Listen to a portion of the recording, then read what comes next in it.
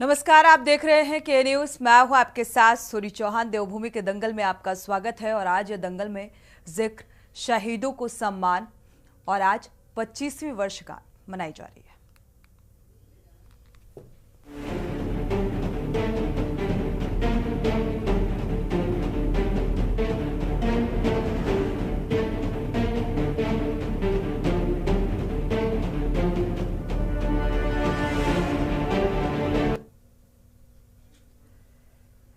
देश कारगिल विजय दिवस की 25वीं वर्षगांठ मना रहा है और इस अवसर पर देश के साथ ही उत्तराखंड राज्य में कई कार्यक्रम आयोजित किए गए। इस अवसर पर सीएम पुष्कर सिंह धामी ने कारगिल के शहीदों को भावभीनी श्रद्धांजलि अर्पित की। साथ ही शहीदों के परिजनों को सम्मानित भी किया गया। कार्यक्रम को संबोधित करते हुए पुष्कर सिंह धामी ने कहा, इस बीच शहीदों को लेकर उन्होंने कई अहम बातों का जिक्र करते हुए नजर आए। उन्होंने सम्मान किया और कार्यक्रम को संबोधित करते हुए साफ तौर पर कहा कि मोदी सरकार के कार्यों की जमकर सराहना करते हुए कहा कि वन रैंक वन पेंशन को लागू करने के साथ ही पेंशन के साथ ही कई अन्य जो सुविधाएं हैं वो प्रदान की गई हैं। धामी ने कहा कि पीएम मोदी के कुशल नेतृत्व में सेना को दुश्मन को जवाब देने के लिए खुली छूट दी गई है। भारतीय सेना अब दुश्मन की गोली का जवाब गोलों से दे रही है और धामी ने कार्यक्रम में पूर्व अग्निवीरों को सरकारी सेवाओं में आरक्षण दिए जाने की भी घोषणा की है। सीएम ने कहा है कि राज्य सरकार इस संबंध में जल्द ही सरकार एक्ट लाने जा रही है। इतना ही नहीं, मुख्यमंत्री ने शहीदों के परिजनों को राज्य सरकार की ओर से मिलने वाली 10 लाख रुपए की राशि को बढ़ाकर 50 लाख रुपए किया है और मुख्यमंत्री की इस घोषणा को सत्ता पक्ष ने बड़ा ही ऐतिहासिक बताया है, जबकि विपक्ष को मुख्यमंत्री की इस घोषणा पर विश्वास नहीं है। सवाल यही है कि आखिर क्यों विपक्ष मुख्यमंत्री की इन तमाम घोषणाओं पर भरोसा नहीं कर पा रहा है। आज इस मुद्दे को लेकर विस्तार से चर्चा को आगे बढ़ाएंगे। पहले आपको रिपोर्ट दिखाते हैं।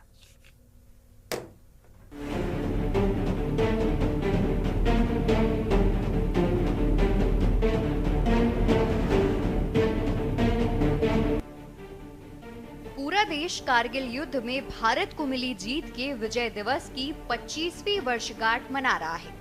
इस अवसर पर उत्तराखंड राज्य में विभिन्न कार्यक्रम आयोजित किए गए। देहरादून के गांधी पार्क में मुख्य कार्यक्रम का आयोजन किया गया, जहां राज्य के मुख्यमंत्री पुष्कर सिंह धामी शहीदों को श्रद्धांजलि दी। इस दौरान कार्यक्रम को संबोधित करते हुए सीएम पुष्कर सिंह धामी ने मोदी सरकार के कार्यों की जमकर सराहना की। सीएम ने कहा कि वन रैंक वन पेंशन को लागू करने के साथ ही पेंशन के साथ कई अन्य सुविधाएं प्रदान की हैं।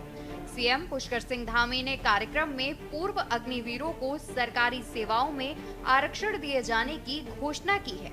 इसके साथ ही मुख्यमंत्री ने शहीदों के परिजनों को राज्य सरकार की ओर से मिलने वाली 10 लाख रुपए की राशि को बढ़ाकर 50 लाख रुपए किए जाने की भी घोषणा की है। वहीं मुख्यमंत्री की इस घोषणा पर कांग्रेस ने सवाल उठाए हैं। तो आज जो सैनिकों के जो हमारे शहीद सैनिकों के आश्रित थे, उनके परिजनों को अभी तक हमारे राज्य में 10 लाख रुपए की धनराशि दी जाती थी और मैं समझता हूं कि ये राशि बढ़नी चाहिए और उनके परिवारजनों को और सहायता राज्य सरकार की तरफ से होनी चाहिए। तो हमने आज उस राशि को बढ़ाकर 50 लाख रुपए किया है और साथ में जो जिलों में जो उनको नौकरी में नियुक्ति प्रदान की जाती थी उसमें भी देरी हो जाती थी, इसलिए ये व्यवस्था कर दी है कि तत्काल जो है उनके लिए अन्य विभागों में भी जो है समूह भाग के पदों का जो है जहाँ भी व्यवस्था है वो व्यवस्था करके उनको तुरंत नियुक्ति दी जाएगी। और साथ में जो अभी तक 2 वर्ष के अंदर आवेदन करना होता था उसको भी हमने बढ़ाया है कि वो 5 वर्ष तक आवेदन कर सकते हैं, क्योंकि हमारा एक ही उद्देश्य है कि सैनिकों के और उनके परिजनों का हर प्रकार से कल्याण हो, वेलफेयर हो, उसके लिए हम प्रतिबद्ध होकर काम कर रहे हैं। हमारे प्रधानमंत्री जी हमेशा सैनिकों का मनोबल बढ़ाते हैं और उत्तराखंड ये सैन्य भूमि भी है, वीर भूमि भी है, इसलिए सैनिकों के कल्याण के लिए हम एक कदम भी पीछे नहीं रहेंगे। अग्निवीर योजना केंद्र सरकार ने देश के अंदर लागू करने का काम किया और अग्निवीर की जो कार्य करने की अवधि है मात्र 4 वर्ष है। 4 वर्ष बाद अग्निवीर अपने घर वापस आ जाएगा। जब उसे सबसे ज्यादा रोजगार की आवश्यकता होती है उस समय उसको बेरोजगार करने का काम केंद्र की सरकार ने किया है। राज्य सरकार ने कहा है कि हम आरक्षण देंगे, कितना प्रतिशत आरक्षण देंगे, क्या उस आरक्षण से अग्निवीर को पुनः जो है रोजगार मिल पाएगा? ये ऐसा जो है कार्य जो है केंद्र की सरकार ने किया है जिससे पूरे देश के नौजवान साथी हताश, निराश और त्रस्त हैं। और पहाड़ में तो आप जानते हैं कि यहाँ का नौजवान जो है सेना में अपनी सेवाएं देकर के इस देश की सीमाओं की सुरक्षा करने का काम करता है। लेकिन इस उत्तराखंड राज्य में भी नौजवान साथी सरकार के इस कृत्य से हताश और निराश।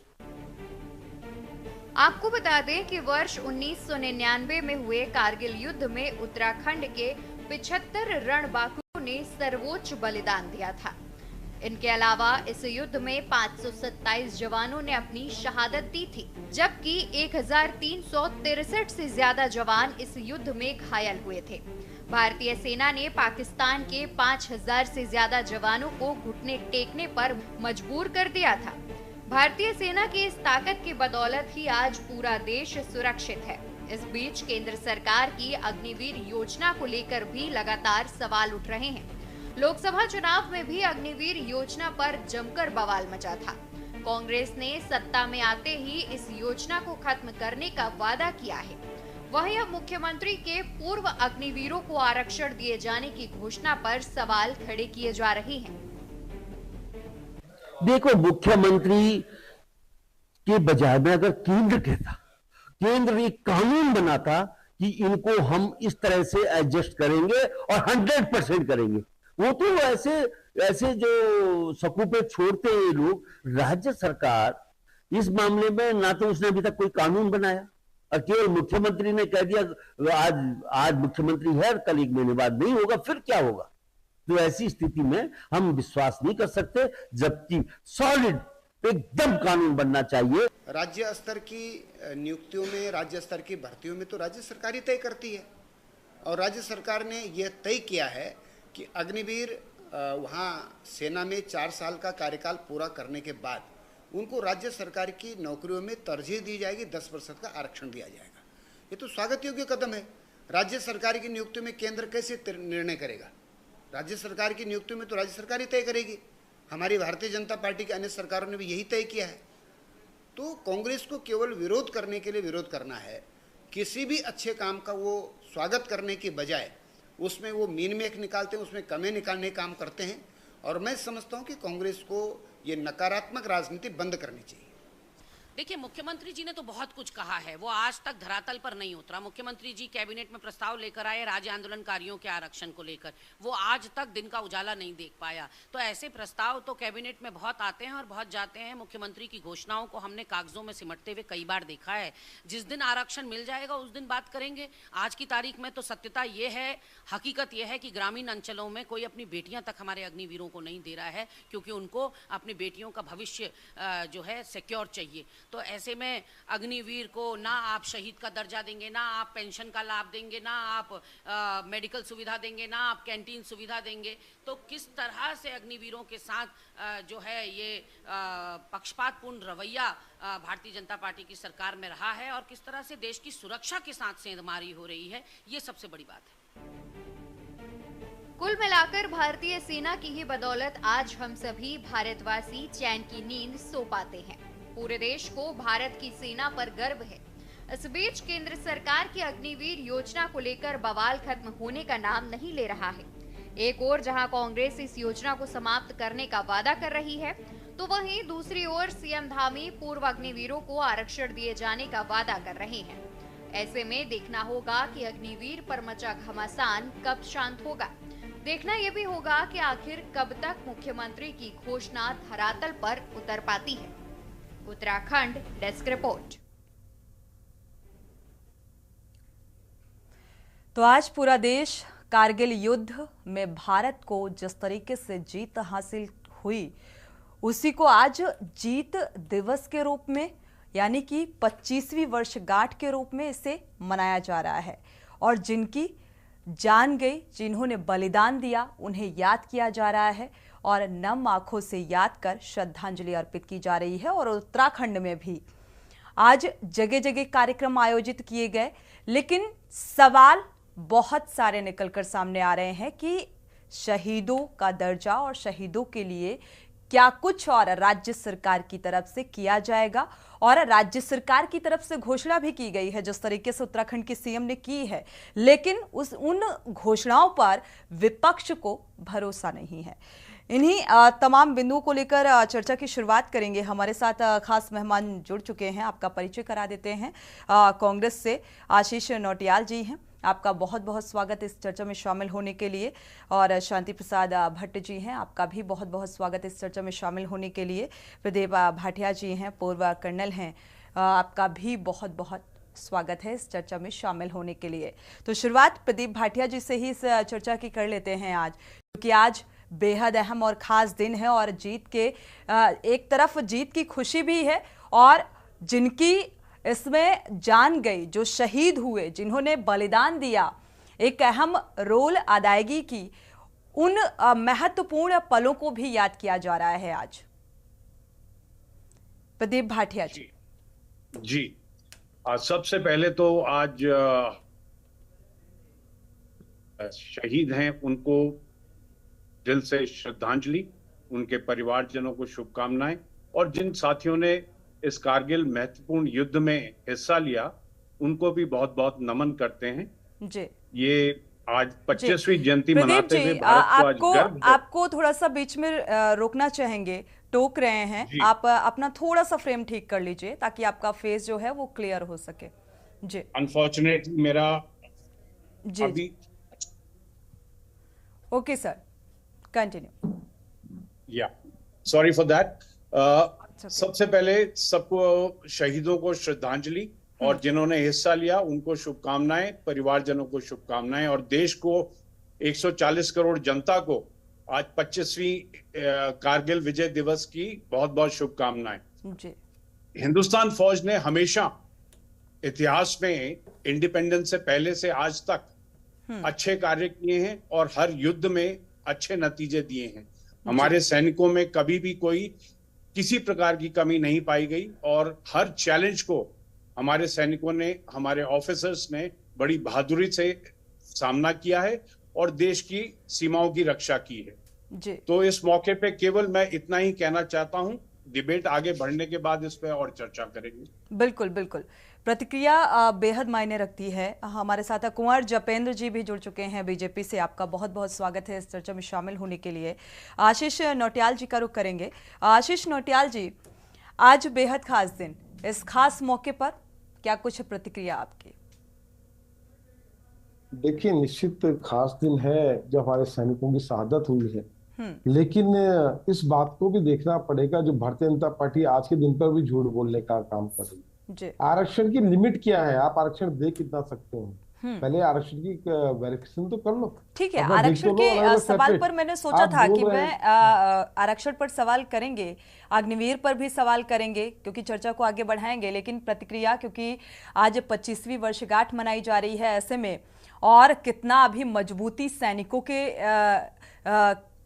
के लिहाज से होनी चाहिए राज्य सरकार को, और जो घोषणाएं, हालांकि विपक्ष को इस बात पर भरोसा नहीं है, लेकिन अभी और कितना मजबूत करने की जरूरत है? देखिए, सेना हमारी आज से नहीं, सेना हमारे पहले से ही काम कर रही है और बड़ी मजबूती से काम कर रही है। बड़ा दिल रखते हैं वो घर वाले जो अपने बच्चों को सेना में भेजते हैं, पर सरकार सेना को कमजोर करने का काम कर रही है। अग्निवीर के कारण जो सेना को कमजोर करने का काम भारतीय जनता पार्टी ने किया है, उसका रीजन बताना होगा। आप बताएं, आप 4 साल के लिए अग्निवीर बना रहे हैं, उसके बाद आप कहते हैं कि हम इनको जो है उसके बाद राज्य सरकार में नौकरी दे देंगे, तो आप उन्हें आगे उनका कार्यकाल वहीं बढ़ा दो। 4 साल के बदले जो 10-15 साल जो नौकरी 17 साल कार्यकाल होता है करने दो, पर आप उन्हें वहां नहीं करने देंगे। आप ना उन्हें ढंग से वहां काम करने देंगे, ना यहाँ काम करने देंगे। यहाँ भर्तियां निकली कितनी रही है? 3 साल में मुख्यमंत्री जी बोलते हैं हमने 16,000 भर्तियां निकाली। आप उसमें कितने अग्निवीर सेट कर लेंगे और कितने किसको सेट कर लेंगे? ओबीसी को सेट कर लेंगे, कितने महिला आरक्षण दे देंगे? तो सिर्फ एक दिखावा है हमें भारतीय चले, जनता पार्टी ठीक पर है, बिल्कुल ठीक है। विश्वास नहीं विपक्ष है को कि फिलहाल भारतीय जनता अग्निवीर को पार्टी लेकर कुछ करेगी। काफी चिंता है और विपक्ष लगातार इस मसले को उठा भी रहा है। लोकसभा चुनाव में भी जोर शोर से इसे उठाया गया। अग्निवीर को लेकर आज भी ये जो चिंता है विपक्ष की बहुत गंभीर है। इसको लेकर हम जवाब भी लेंगे, पहले प्रतिक्रिया साझा कर लेते हैं, इसके बाद प्रदीप जी आपका रुख करेंगे।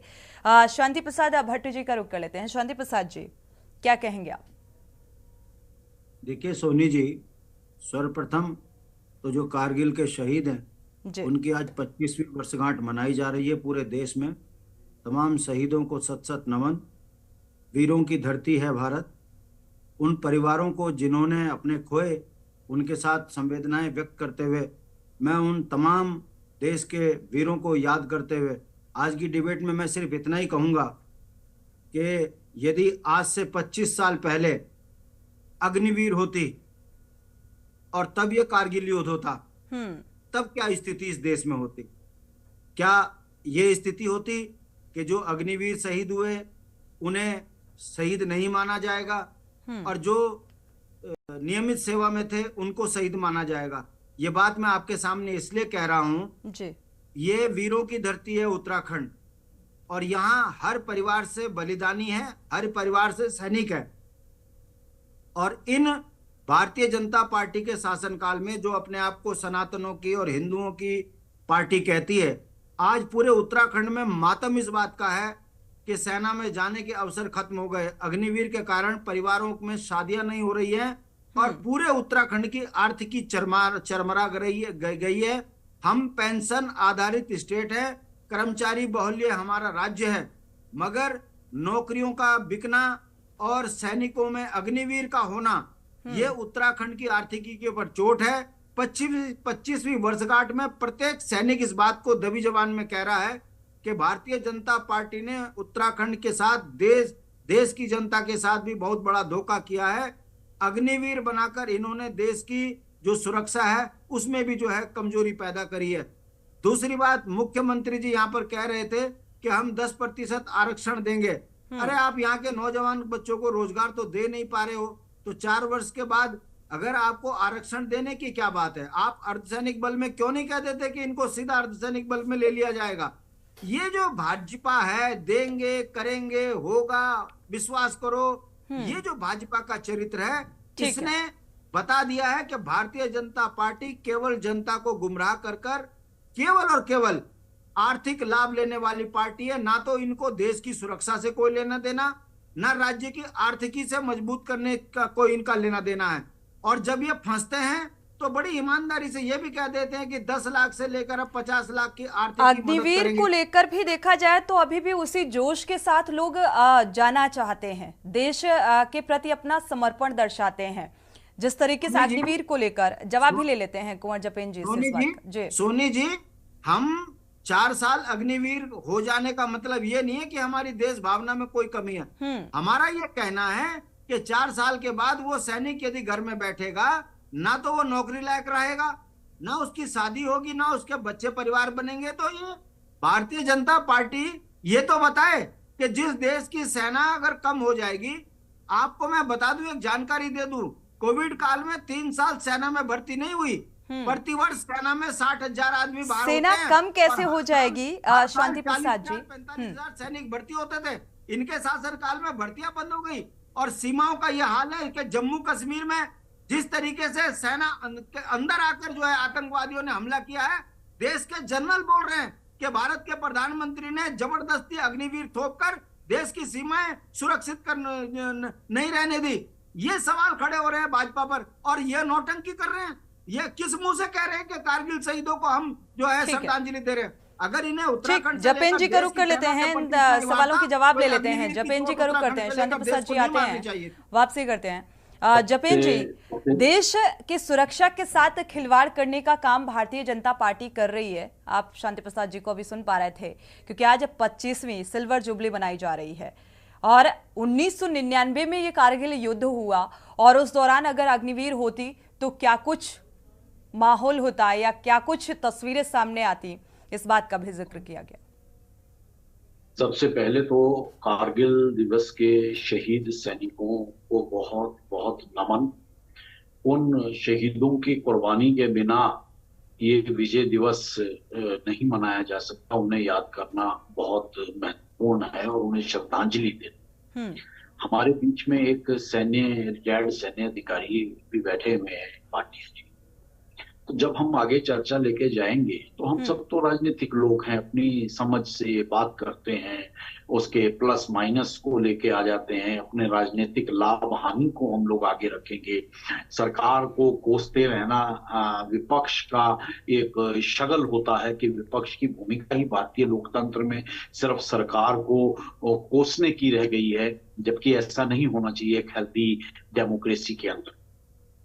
अग्निवीर को लेकर बहुत चर्चाएं हुई, बहुत बातें हो रही हैं, लेकिन दूसरी तरफ देखा जाए तो अग्निवीर को लेकर युवाओं में कोई सेना में जाने का उत्साह कम नहीं।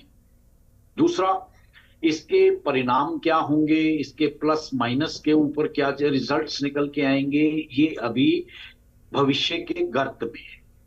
लेकिन जहां तक ये कोई अकेला सरकार ने या मोदी जी ने तो फैसला ले नहीं लिया, सबने मिलकर लिया, इसमें रक्षा विशेषज्ञ भी थे, तो डेफिनेटली उसके पीछे मंशा यही रही होगी कि हमारे पास एक युवाओं की ऐसी फोर्स तैयार हो जो 4 साल शुरुआती वर्षों में सेना में जाके डिसिप्लिन्ड हो जाए, और डिसिप्लिन्ड होने के बाद उस फोर्स को हम अपने पब्लिक सेक्टर में डिफरेंट डिपार्टमेंट्स में हम उन्हें भेजें, वो वहां जाएं, और जो हमारा देश एक अनडिसिप्लिन्ड मैनर में, जो एक भ्रष्टाचार की भी बातें यहाँ होती रहती हैं, after 76 year independence we are still developing, तो एक विकसित भारत को बनाने में सेना की ट्रेनिंग का, सेना का क्या रोल हो सकता है, और उसमें ये कदम उठाया गया, तो निश्चित तौर पर हमारी समझ ये कहती है कि ये एक कुछ महत्वपूर्ण पहलू रहे होंगे।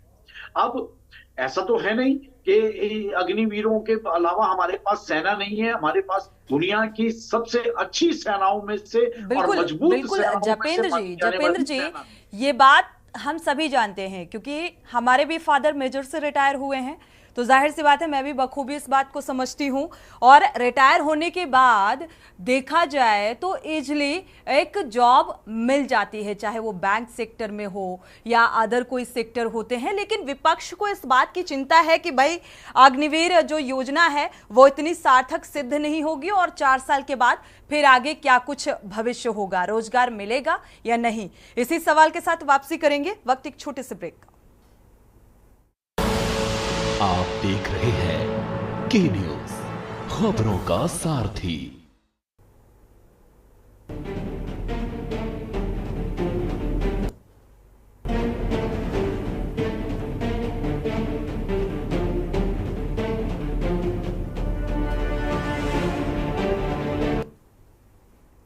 ब्रेक से वापस आ रहे हैं। पूरे देशवासियों को, हम सभी को भारतीय सैनिकों पर गर्व महसूस होता है क्योंकि जब वो सरहद पर जागते हैं तो पूरा देश चैन की नींद सो पाता है। लेकिन अग्निवीर को लेकर लगातार सवाल, घमासान मचा हुआ है। प्रदीप भाटिया जी का रुख कर लेते हैं। प्रदीप भाटिया जी, क्योंकि इसको लेकर आपका भी ओपिनियन जानना चाहेंगे।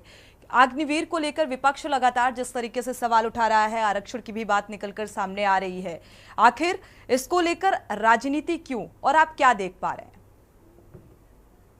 देखिए, एज अ सोल्जर मैं राजनीति में नहीं पढ़ूंगा। बिल्कुल बिल्कुल, राजनीति से परे के कुछ तथ्य आप सबके सामने रखना चाहता हूं। ये स्कीम हाल में शुरू हुई, जून 22 में इसको स्कीम को लॉन्च किया गया था और जनवरी 23 तक इसमें तकरीबन 1 लाख भर्तियां की गई अग्निवीर की, जिसमें 2000 महिलाएं भी शामिल थी जिनको कोर ऑफ मिलिट्री पुलिस में भेजा जाना है।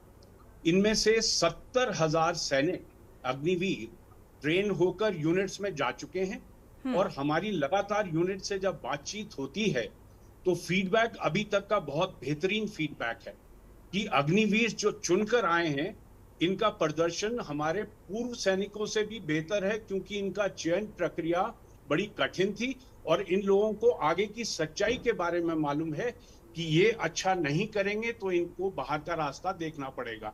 इसके चलते ये पाया जाता है कि एक पलटन, एक बटालियन की एफिशिएंसी अग्निवीर के आने के बाद बेहतर हुई। साथ ही साथ मैं आपको बता दूं कि इनकी जो ट्रेनिंग का ड्यूरेशन है पहले 9 महीने होता था, अभी अग्निवीर के लिए 6 महीने किया गया है। लेकिन मॉडर्न टेक्निक्स जिसमें शामिल सिमुलेटर्स हैं उनको इस्तेमाल करके इनकी ट्रेनिंग कराई जा रही है, जो कि एक बहुत बेहतर दर्जे की है और सभी तरफ से अभी तक पॉजिटिव फीडबैक मिला है। मैं एक बात और कहना चाहता हूं कि कोई भी नई स्कीम जब लाई जाती है उसकी आलोचना तो होनी ही है, लेकिन हमारा सबका फर्ज बनता बिल्कुल है। लेकिन प्रदीप जी, यहाँ पर आलोचना जो है वो लोग कर रहे हैं या विपक्ष कर रहा है, क्योंकि आलोचना वो लोग नहीं कर रहे हैं जो अग्निवीर के जरिए भर्ती हो रहे हैं, उनकी तरफ से ऐसी कोई प्रतिक्रिया निकलकर सामने नहीं आ रही है। और ये भी देखिए कि अलग अलग राज्यों ने ऐलान कर दिए हैं कि अग्निवीर जब फौज से बाहर आएंगे, जब ईज आउट होंगे तो उनके लिए रिजर्वेशंस दिया जाएंगे। आज ही धामी जी, जो कि मेरी रेजिमेंट में उनके पिताश्री थे, महार रेजिमेंट में हमारा पुराना ताल्लुक है रेजिमेंट के साथ, 30 साल मैंने अपनी रेजिमेंट में नौकरी किया है और इसी जगह पर जो ट्रेनिंग मैंने देखी है अभी हाल में जाने का मौका मिला, बहुत अच्छा लगा कि अग्निवीर का दर्जा पहले के सैनिकों से बेहतर होता जा रहा है। बिल्कुल। लेकिन प्रदीप जी, ये सारी चीजें, एक प्रोसेस जो है अग्निवीर का वो सभी को पता है, लेकिन किस तरीके से भर्ती होगी, कैसे ट्रेनिंग होगी, 4 साल का जो है ये कार्य होगा और फिर इसके बाद सेवानिवृत्त, इसके बाद का क्या इजली जॉब नहीं प्रोवाइड होगी? पे ऐलान हो चुके हैं, हरियाणा गवर्नमेंट ने कर दिया है, उत्तराखंड गवर्नमेंट ने कर दिया है। कल ही शाम को सीआरपीएफ के डीजी साहब ने भी ऐलान किया टीवी पर कि 10% रिजर्वेशन सीआरपीएफ के अंदर होंगी।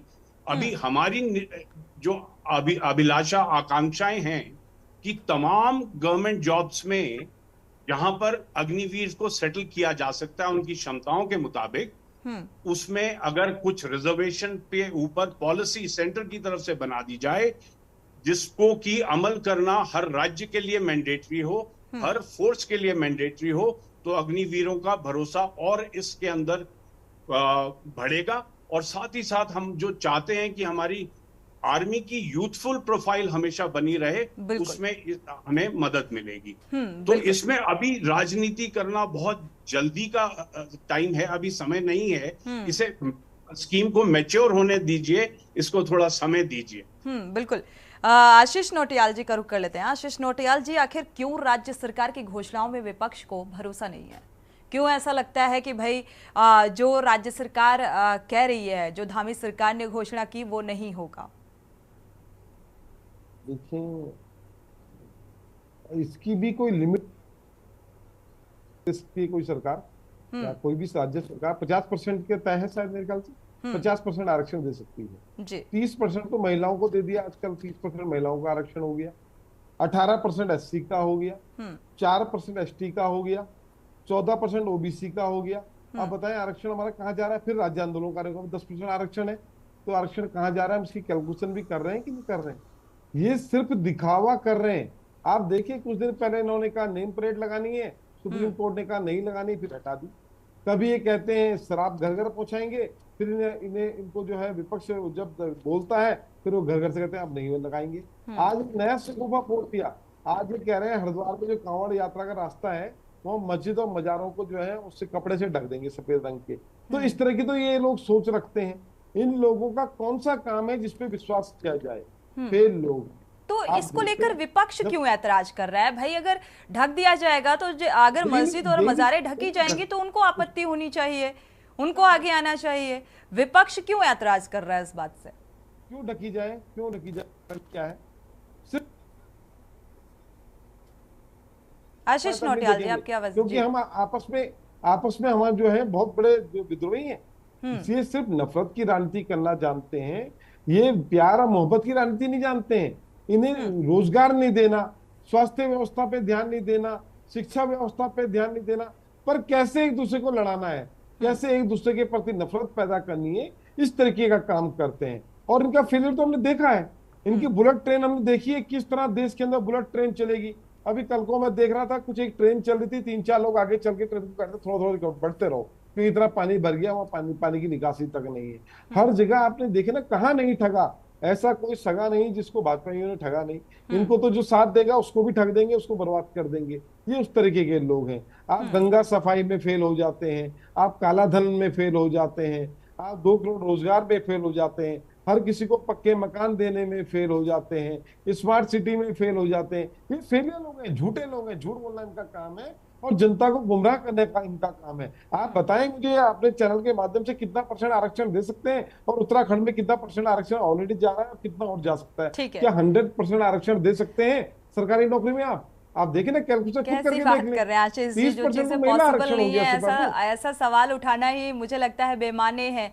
और हमारे लिहाज से, हमारे हिसाब से अगर कोई पूछे तो आरक्षण मिलना ही नहीं चाहिए, आरक्षण जैसी कोई चीज होनी ही नहीं चाहिए। शांति प्रसाद भट्ट जी का रुख कर लेते हैं। शांति प्रसाद जी, अगर देखा जाए, क्योंकि अग्निवीर को लेकर आरक्षण का जिक्र हो रहा है, आरक्षण को लेकर भी अब राजनीति हो रही है। जो शहीद हैं उनके परिजनों को राहत राशि में इजाफा किए जाने की भी बात निकलकर सामने आई है। कितना विश्वास इस बात पर कि भाई 10 लाख से अब इसे 50 लाख कर दिया जाएगा?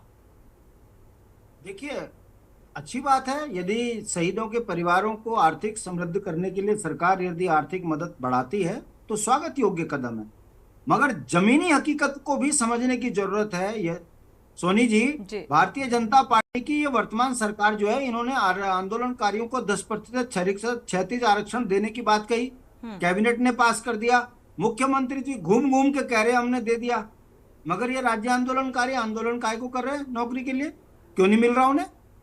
दूसरा, मैं बड़े माफी के साथ कह रहा हूं, यहाँ पर सेना पृष्ठभूमि से भाटिया जी बैठे हैं, इन्होंने अपनी चयन प्रक्रिया पे सवाल खड़ा कर दिया। ये कह रहे 9 महीने वाले बेकार थे, 6 महीने में बहुत बढ़िया हो गए।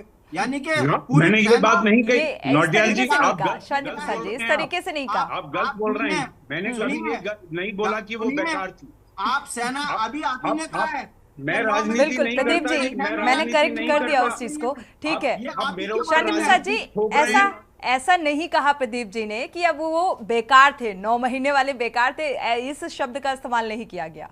प्लीज रिटायर हुए हो ना, रिटायर हुए हो तो पेंशन छोड़िए। भाजपा पेंशन विरोध, जो पेंशन लेने वाले हैं उनका भी विरोध करती है। आप छोड़िए पेंशन, ये कहिए कि सेना में पेंशन की जरूरत नहीं है, हमने देश की सेवा करी है, ये भी बोलिए। ये बोलना ठीक नहीं है। अग्निवीर की पीड़ा हम जानते हैं, हमारे बच्चे जो 4-4 साल के बाद घर बैठे हैं, जो आपने नौटियाल जी, आपने वो नहीं देखी सेना। मैंने 35 साल फौज में नौकरी की है और 7 साल भर्ती प्रक्रिया आते हैं जपेन जी, आते हैं। मैं जानता हूँ सैनिक एक जवान की क्या अभिलाषा होती है फौज में। बिल्कुल, बहुत सारे लोगों की ये अभिलाषा होती है। जपेन जी 1 मिनट रुकिएगा। बहुत सारे लोगों की ये अभिलाषा होती है कि हमें 4 साल मिले देश की सेवा के लिए, यही हमारे लिए काफी है, हम कुछ अपनी उपयोगिता दर्ज करा सकते हैं, क्योंकि देश प्रेम को लेकर लोग बहुत भावुक हो जाते हैं। शांति प्रसाद जी, इस बात को भी समझना होगा। और कोई भी अग्निवीर के जरिए जो भर्ती हुआ उसने इस बात का ऐतराज नहीं किया है अभी तक।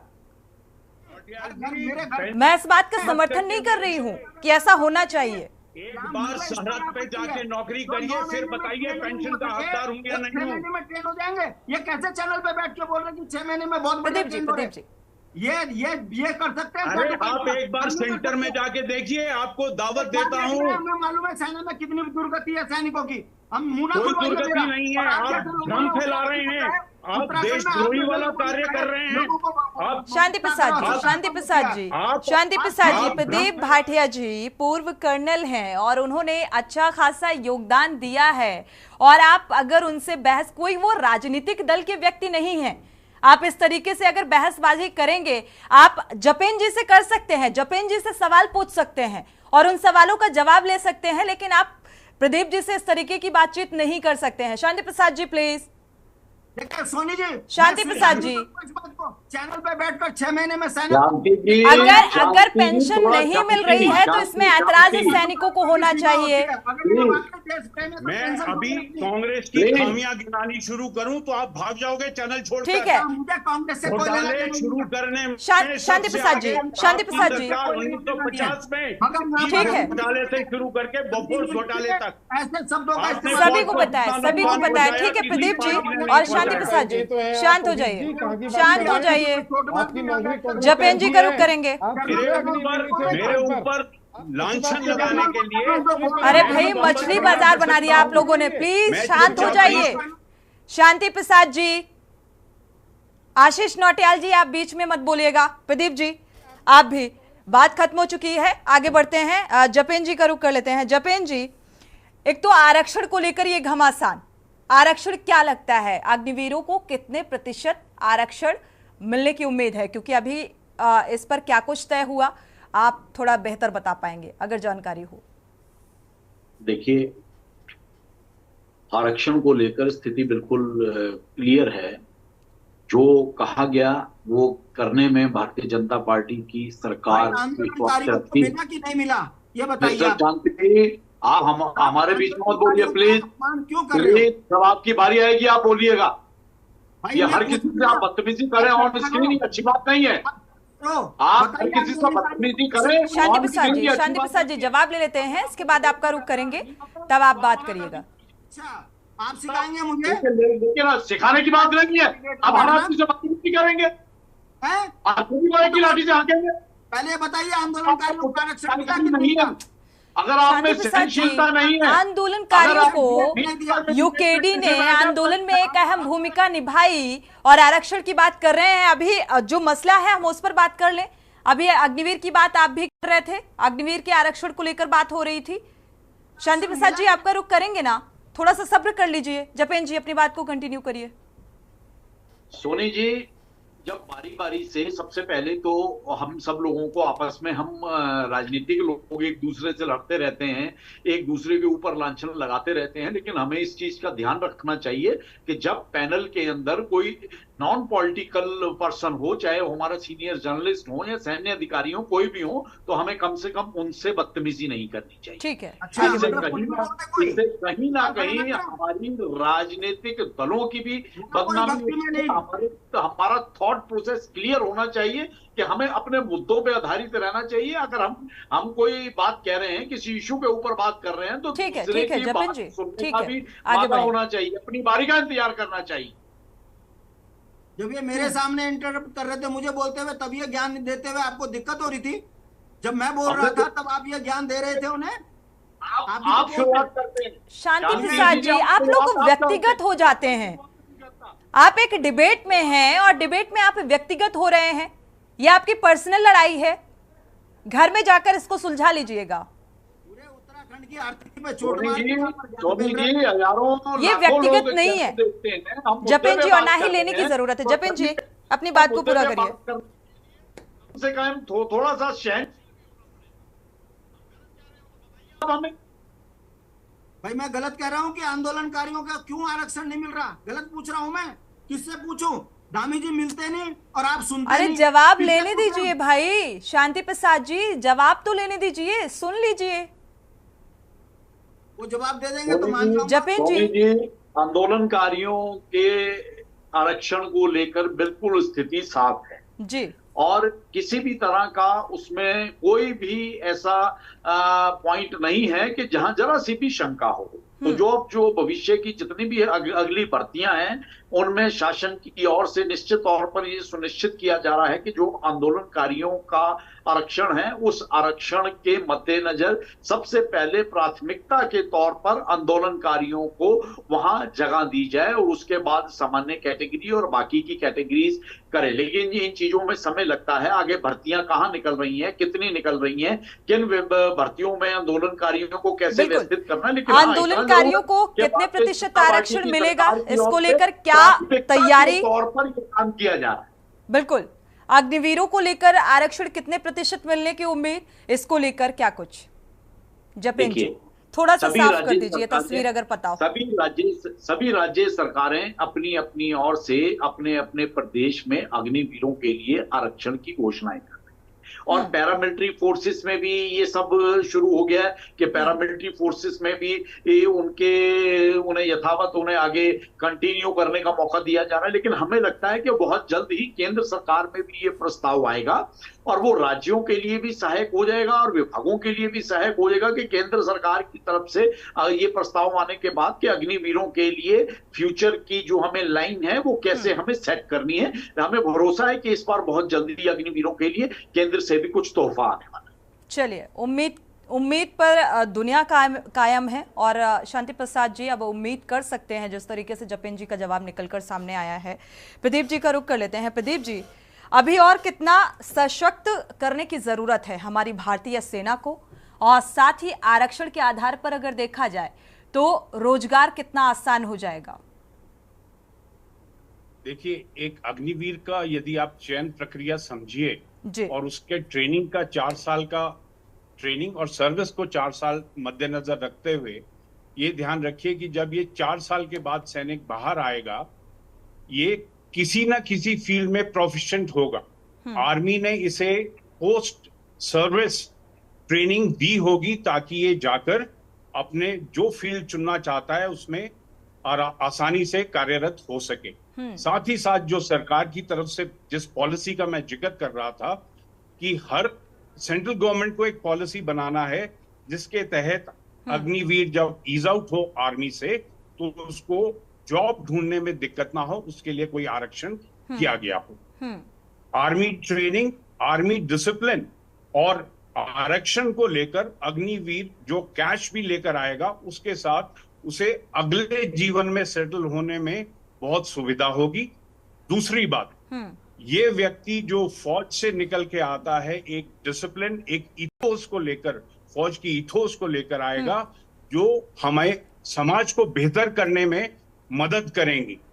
इन्हें रिक्वायरमेंट केवल इतना है कि इनके लिए सुरक्षित और अच्छी जगह नियुक्त की जाए जहां पर इनको ईज आउट किया जाए, जैसे कि all police services, all central armed police forces, railway सुरक्षा बल इत्यादि इत्यादि। बहुत सी जगह हैं जहां पर इनको एब्जॉर्ब किया जा सकता है। इसके साथ साथ ट्रेन्ड व्यक्ति भी फौज से निकल कर आएंगे, अग्निवीर, जो कि स्पेशलाइज्ड यूनिट्स में सर्व करके आएंगे।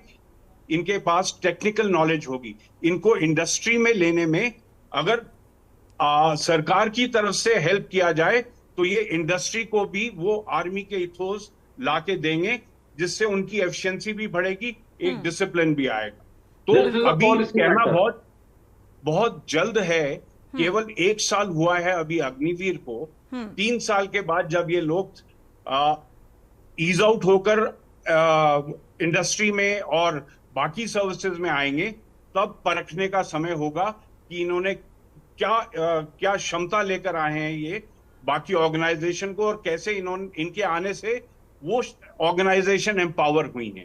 तो थोड़ा मौका दीजिए, तुरंत क्रिटिसिज्म की जरूरत नहीं है। हम इंटरप्ट करना चाहेंगे, ठीक है, जब जल्दी से भाटिया जी ने बताया, तो देखिए सिर्फ 3 साल का हमें इंतजार करना पड़ेगा। उसके बाद पहली 1 लाख सैनिकों की trained discipline force civil departments में और सिविलियंस के बीच में देश की सेवा करने के लिए वो बॉर्डर से निकलकर जो हमारा एक इंटरनल प्रोसेस है वहां सेवा के लिए तैयार हो जाएंगे। तो हमें लगता है कि सिर्फ हमें 3 साल का वक्त हमारे पास है इंतजार का, हमें पेशेंस का सबूत देना चाहिए। और 3 साल के बाद हर साल 1 लाख ट्रेंड सैनिक हमारे पास देश में विभिन्न सेक्टरों में ठीक है। आशीष नौटियाल जी, क्या इतना पेशेंस है विपक्ष के पास? कोई संदेह इस बात पर? कहीं ना कहीं हमारी इकोनॉमी में भी वो सहायक सिद्ध होगा। देखिए सोनी जी, हमें तो ऐसा लग रहा है जिस प्रकार से नौकरी का पीरियड कम हो रहा है, सेना बहुत मजबूत होने लगी। मान लो 4 साल भी मुझे लग रहा है कि ज्यादा है कि नहीं। आपकी आवाज नहीं मिल पा रही आशीष जी। मजबूत हो रही है 1 साल 6 महीने में, 1 साल 6 महीने में आप मजबूत कर दे रहे हैं। आप तो ऐसे देश के अंदर ऐसे लोग आए हैं जो 6 महीने 1 साल में ही सेना नौकरी कर देंगे। 1 साल की नौकरी दो, उसके बाद रिटायर होंगे, फिर नौकरी है, नहीं तो नौकरी नहीं है, क्योंकि नौकरियां और मजबूत हो रही है आपके अग्निवीर के कारण। देखिए, देश को भ्रम में न डालें। आप वो लोग हैं जिनके बस का कुछ नहीं है, ना तो पेंशन दे सकते हो, ना पेंशन दे सकते हो, ना रोजगार दे सकते हो, ना स्वास्थ्य दे सकते हो, इलेक्ट्रॉनिक बॉन्ड खा सकते हो, गाय मारने वाली कंपनी चंदा खा सकते हो। इस तरह के काम करते हो आप, देश के लिए कुछ नहीं कर सकते। नफरती लोग हैं आप, देश के अंदर नफरत फैलाना आपका काम है, इसके अलावा कुछ नहीं करते आप। देश में कैसे नफरत फैलाई जाए, आपस में लड़वाया जाए, इस तरह का काम इन लोगों को है। जल में आज ना भविष्य बना जा रहा है, पेंशन नहीं दे पा रहे, आप नौकरी नहीं दे पा रहे, आप क्या देंगे? ये देश को गुमराह करने का काम कर रही है भारतीय जनता पार्टी। और आज हमारे जरूर प्रदीप जी बैठे हैं, नौकरी से रिटायर्ड है, लेकिन वो अग्निवीर नहीं है, पूरी नौकरी कर कर आए हैं और मुझे लगता है पूरा ज्ञान भी उनको होगा। 4 साल की नौकरी से ज्यादा ज्ञान उनको होगा कि सेना के अंदर किस तरह काम किया जाता है। अगर 2 आदमी का इंटरव्यू ले लिया जाए सेना के अंदर का, तो मेरे ख्याल से ये ज्यादा अच्छा इंटरव्यू दे पाएंगे, क्योंकि इन्होंने लंबा समय सेना के अंदर बिताया है। इन्हें एक एक चप्पे चप्पे का पता होगा, किस तरह से क्या होना चाहिए, कैसे आतंकवादी घटना रुक सकती है और क्या हो सकता है। इनका जो दिमाग है वो परिपक्व है। उन विचारों को आप 1 साल 6 महीने में कहते हो बहुत मजबूत हो गए और 4 साल में डर करने का काम कर रहे हो, ये बिल्कुल गलत है। अग्निवीर आत्महत्या कर रहे हैं, अखबारों में पढ़ो, अग्निवीर आत्महत्या कर रहे हैं, कितने परेशान है, इसको समझना चाहिए आप लोगों को। मैंने जैसे निवेदन किया, थोड़ा वक्त दीजिए, जो नई प्रक्रिया शुरू हुई है मत करो। 3 साल कैसे वक्त दे दें आपको? चाइना अटैक कर रहा है, पाकिस्तान हमारे लोगों को मार रहा है, कितना वक्त कैसे वक्त देते? ये घर का मामला नहीं है, देश का मामला है, देश का मामला है। चलिए आशीष जी, कांग्रेस के कार्यकाल में किस तरीके से चीजें होती रही हैं, उसको भी थोड़ा सा मुझे लगता है रिमाइंड करने की जरूरत है। देश की सुरक्षा पहले। आज मैं आपको कह रहा हूँ ना, आपका जो ज्ञान है वो एक अग्निवीर का नहीं हो सकता। आपने सेना के अंदर जो परिपक्वता हासिल करी है, जो वो उसमें बच्चे, चलिए 4 साल में अग्निवीर के तहत जो भर्ती होती है वो सेना में रहकर परिपक्व नहीं हो सकता, ये आशीष जी कह रहे हैं। यूकेडी प्रवक्ता का रुख कर लेते हैं शांति प्रसाद जी का। शांति प्रसाद जी, क्योंकि कांग्रेस का कार्यकाल भी आपने बखूबी देखा, जो सुरक्षा व्यवस्था रही है देश की, और अब में क्या कुछ अंतर, कितना अंतर देख पा रहे हैं? थोड़ा सा आकलन ईमानदारी के साथ। सोनी जी, सवाल कांग्रेस और भाजपा का नहीं है, सवाल हमारी देश की सीमाओं की सुरक्षा का है। जहां सरकार कर्मचारियों को पेंशन देने के लिए ये कहती है कि हमारे पास पैसा नहीं है, सेना कम कर रही है, कह रही है पैसा नहीं है सैनिकों के लिए। मैं पूछना चाहता हूं, विधायकों की तनख्वाह बढ़ाने के लिए, उन्हें सुख सुविधाएं देने के लिए पैसा कहां से आ रहा है? देश आर्थिक रूप से मजबूत हो रहा है। रोज ढोंग कर रहे हैं भाजपा वाले कि हम आर्थिक रूप से देश में विश्व में 5वें नंबर पर आ गए, और यहाँ तनख्वाह देने के लिए पैसे नहीं है, ईमानदारी से नौकरी लगाने के लिए इनके पास पैसा नहीं है। ये जो दोहरा चरित्र है, और फिर कुतर्क कर रहे हैं। भाई, जो सेना 17 साल में अगर सिविल में ढंग से नहीं रह सकती, तो वो 4 साल का अग्निवीर बहुत बढ़िया रहेगा। कैसे कैसे कुतर्क कर रहे हैं भाई? अपने ही सवालों में अपने पे ही अपने चरित्र पे उंगली उठा रहे कि हम पेंशनधारी ठीक नहीं रहेंगे मगर अग्निवीर ठीक रहेंगे 4 साल के बाद। ये गारंटी कार्ड बांटने वाले कौन होते हैं? अगर ये इतने गारंटी कार्ड बांटने वाले हैं, तो ये क्यों नहीं कहते अर्धसैनिक बल में सीधा नौकरी देंगे? आरक्षण की क्या बात है? सीधा बोलिए कि वहां से 4 साल के बाद अब इनको अर्धसैनिक बल में नौकरी दे दी जाएगी। आरक्षण का क्या मतलब है? और अगर आरक्षण की परिधि में आ जाइए तो सुप्रीम कोर्ट में 1 मिनट। ठीक है शांति प्रसाद जी, बस समय नहीं है, जपेन जी से बस जवाब ले लेते हैं इस बात का। 20 सेकंड में जवाब ले लेते हैं जपेन जी से इस बात का। शांति जी, समय चूंकि कम है। के लिए केवल विरोध करना, ये हमारे शांति जी का एक शगल सा बना हुआ है। ठीक है जपेन जी, चूंकि समय कम है, इस बात के जवाब मुझे भी चाहिए कि भाई विधायक निधि थोड़ी कम कर दी जाए, थोड़ा सा इस ओर भी ध्यान दे लिया जाए। सोनी जी, मैंने कहा ना, ये पॉलिसीज बन रही हैं, पॉलिसी मैटर है, और उस पॉलिसीज में भी क्या क्या निकल के आएगा, किस किस के लिए क्या क्या निकल के आना है, किससे क्या क्या लिया जाना है, किसकी क्या कटौती होती है, किसे क्या दिया जाना है, ये सरकार, राज्य सरकार और केंद्र सरकार इन सवालों का जवाब भविष्य में छिपा हुआ है कि आखिर जो घोषणाएं हुई हैं और किस तरीके से क्या कुछ और बेहतर होगा या बेहतरीन होगा। अब इसी उम्मीद के साथ इस चर्चा का समापन कर लेते हैं। आप सभी मेहमानों का बहुत बहुत शुक्रिया इस चर्चा में शामिल होने के लिए। फिलहाल अग्निवीर को लेकर लगातार विपक्ष सवाल उठा रहा है, वो इस बात से बिल्कुल संतुष्ट नहीं है कि भाई 4 साल में कोई कैसे परिपक्व हो सकता है, डिसिप्लिन हो सकता है। इसी के साथ देवभूमि के दंगल में इतना ही। आगे खबरों के लिए आप देखते रहिए के न्यूज़ इंडिया।